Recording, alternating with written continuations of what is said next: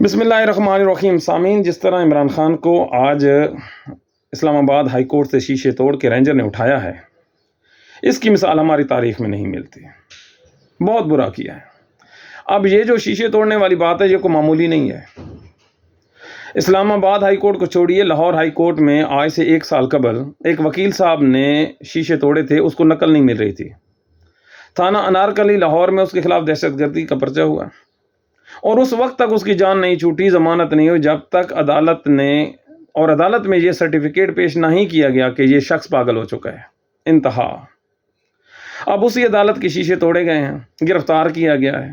سبحان اللہ، کدھر کو لے کے جا رہے ہیں آپ ملک کو؟ ہر طرف لاقانونیت ہے۔ اس حرکت نے اسلام آباد ہائی کورٹ اور پاکستان کی عدالتوں کو عوام کے سامنے کٹہرے میں لا کے کھڑا کر دیا ہے۔ کدھر جائیں گی آپ پاکستان کی عدالتیں؟ کون ان پہ اعتماد کرے گا کہ آپ لوگوں نے اس کو بلایا اور گرفتار کروایا؟ اب جو عدالتوں کی جو حالت ہے وہ ہمارے سب کے سامنے ہے۔ بڑا کیس لگنے والا ہے 14 تاریخ کو الیکشن کا۔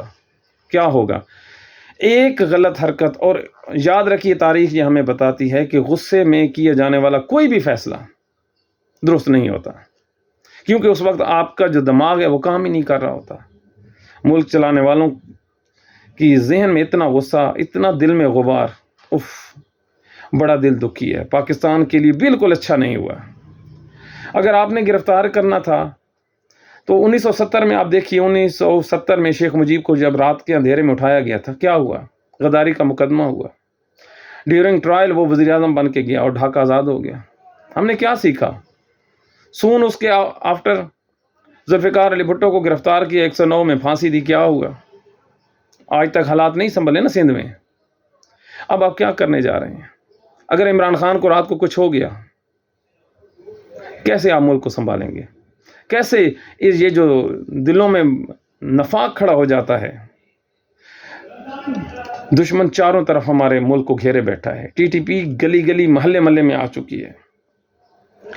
دشمنوں کا مقابلہ متحد ہو کے کرنا ہوتا ہے۔ خدارا ہوش کے ناخن لیجیے، ہوش کے ناخن لیجیے، غصہ نہ کیجیے، معاف کرنا سیکھیے۔ پاکستان تو ہمارا اپنا ہے۔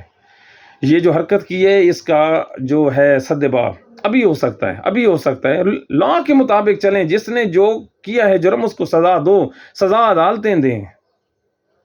اس طرح کے جو وارداتیں ہیں، اس طرح کے جو طریقہ کار ہیں، یہ ملک کو تقسیم کرتے ہیں، اور میری ناقص رائے میں جتنی زیادہ اس کی مذمت کی جائے، اس طرح کی گرفتاری کی بالکل غلط ہے۔